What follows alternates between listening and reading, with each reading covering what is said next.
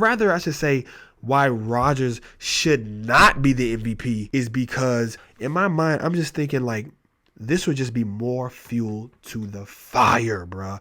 And it'll be enough fuel to fire him up to go out there and just have his best performance ever.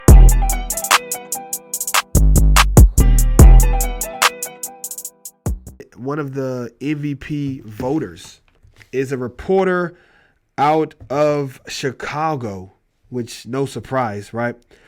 The guy's name is Arkush. I don't know if I'm pronouncing his name right or not. And he said basically, okay, I don't think you can be the biggest jerk in the league and punish your team and your organization and your fan base the way he did and be the most valuable player. Has he been the most valuable in the field? Yeah, you can make that argument, but I don't think he is clearly that much more valuable than Jonathan Taylor or Cooper Kupp. Come on, bro. Or maybe even Tom Brady. So from where I sit, or do I think he's going to win it? Probably. A lot of voters don't approach it the same way I do, but others do who I've spoken to. But one of the ways we get to keep being voters is we're not allowed to say who we are voting for until after the award has been announced. I'm probably pushing the envelope by saying who I'm not voting for, but we are not really supposed to reveal our votes. So that's the direct quote from Hub Arkush, or I don't know if I'm pronouncing Hube. I don't know how to pronounce his name. Hube. Maybe short for hubris, which would be funny because he definitely displayed some of that with these comments here. And let's hear what Rodgers had to say in response to that, and then I'll kind of give my opinion or take on the whole MVP race and why I think Rodgers should not win it. I think he's a bum. He doesn't know me.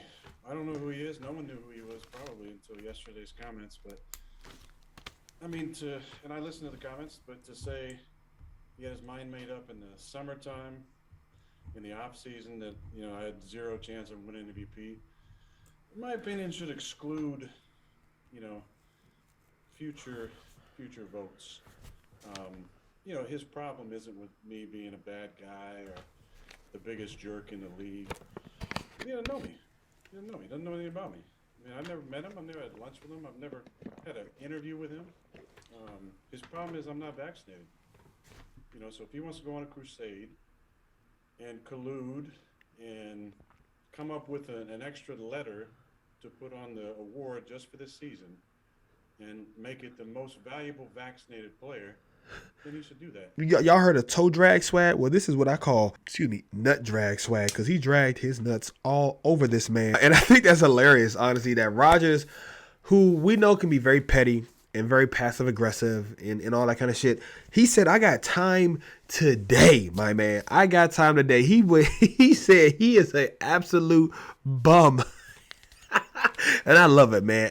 I'm really I'm trying to embrace the things about Aaron Rodgers that can make him a bit abrasive and put that to the side and just enjoy what's left of this ride. Who knows what's going to happen in 2023, okay?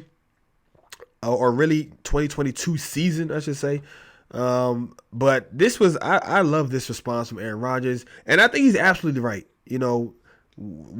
Whether I like how Aaron Rodgers always carries himself, I don't necessarily agree with all of his, opinions about everything, and I don't think he's a saint or this infallible person by any means.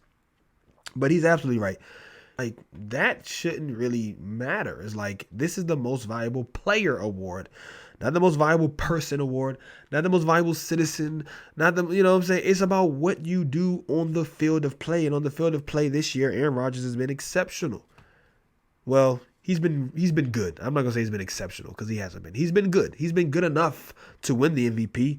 If you just look at the stats and you look at the surrounding, circumstances of the O-line being shuffling, not having the starters since week one, the players that's been missing on defense, players that have been in and out the lineup due to COVID and injuries and things of that nature. The fact that he even missed a game, he's leading every statistical category as far as all of the advanced metrics, yards per attempt, average whatever, everything basically except for yards and touchdowns. He's leading in every category. That's not what this is about. This is about a reporter who has a 1/50th of the vote, who is also a Chicago reporter, a Chicago native or a Chicago fan even maybe, you know what I'm saying? Like coming out and basically saying, yeah, I don't want Aaron Rodgers to have the MVP because he said, I fucking own you all my life. I fucking own you.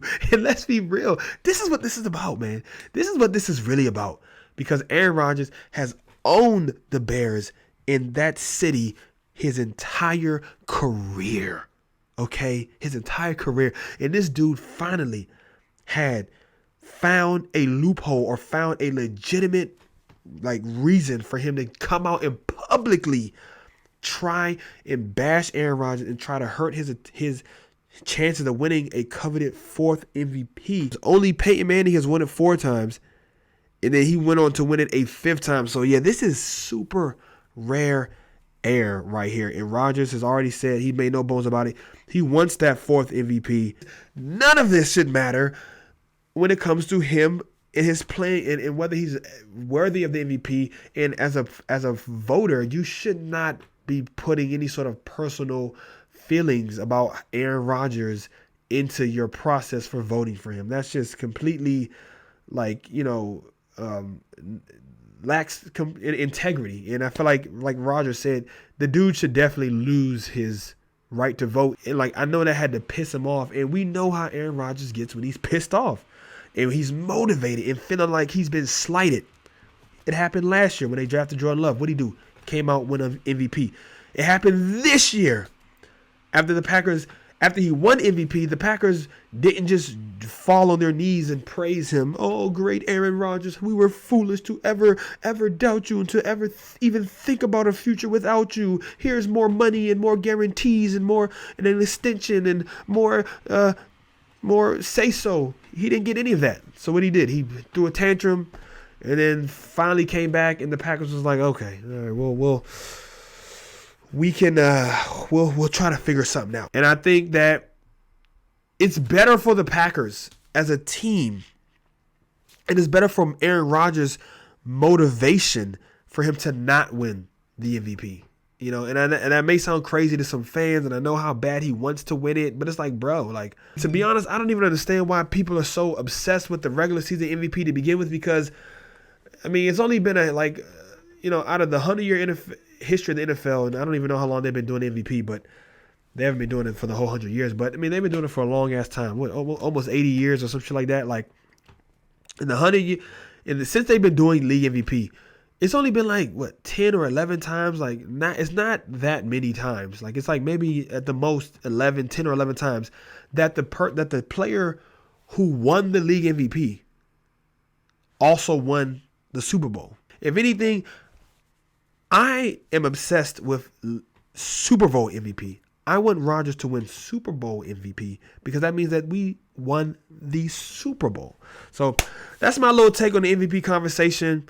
Who I think it should be, I'm going to be honest with you, I do think it should be Tom Brady as it stands right now. Now, if Rodgers comes out here and throws 5 touchdowns or some crazy shit and 500 yards or something just ridiculousness against the Lions, and he gets to 40 touchdowns or 30, then I feel yeah, it will I think it's definitely going to come down to this week. It's going to come down to this week. I think there are a lot of people there's some people who have their mind made up oh, it's going to be Tom or it's going to be Rodgers. And I feel there's a lot of people who are okay, maybe it could be Jonathan Taylor.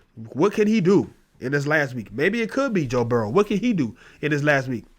Or maybe they're I had Brady, but if Rodgers comes out and just scorches the whole earth, then I'm going to switch to him. So I think Rodgers knows that, and I think he's going to come out and just be on fire and be wanting to prove that he is the MVP. But I mean, Burrow is a good dark horse, honestly. When you look at what he's done and the fact that he's a second-year guy and how bad they were just 2 years ago without him, he's definitely changed the course of that franchise. And I mean, Jonathan Taylor, it was a lot of hype around it a couple weeks ago, but I think he's fizzled out. But I will say that he is probably more valuable to that team than Derrick Henry is to his team, only for the simple fact that, look, I think Carson Wentz is, while he has talent, I don't think he's really that, he's kind of like a average quarterback.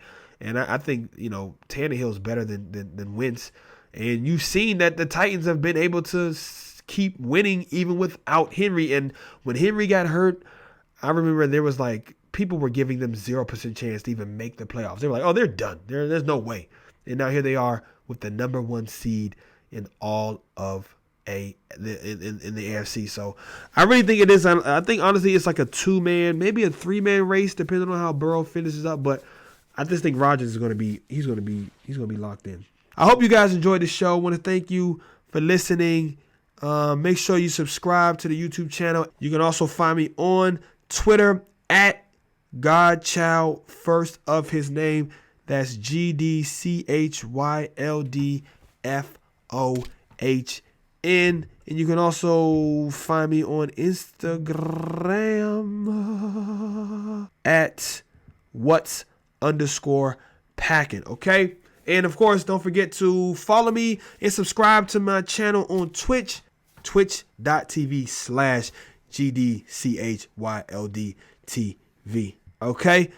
Until the next show, go pack, go, and remember, ladies and gentlemen, the Bears still and forever suck. Peace.